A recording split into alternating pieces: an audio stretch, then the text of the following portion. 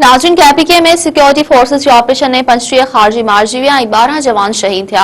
ISPR मूजिब 10 खां 13 September ताईं forces KPK में 2 ऑपरेशन कया। ऑपरेशन में भारतीय सरपरस्ती में कम कंदड़ 35 ख़ारजी मारिजी विया। ISPR जो चवण आहे सिक्योरिटी फोर्सेस बाजोड़ में ख़ारजियुनि जी मौजूदगी जी इतला ते ऑपरेशन कयो। ख़ारजियुनि जे ठिकाणनि खे निशानो बनायो वियो। फायरिंग जी ॾेवट में 22 ख़ारजी मारिजी विया।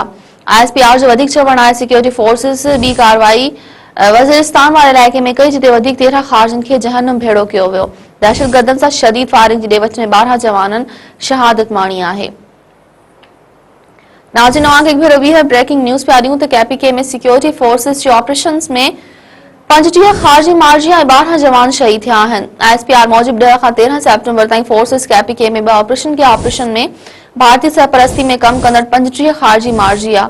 ISPR जो चवण आहे सिक्योरिटी फोर्सेस बाजोड़ में ख़ारजियुनि जी मौजूदगी जी इतला ते ऑपरेशन कयो। ख़ारजियुनि जे ठिकाणनि खे निशाना बनायो वियो।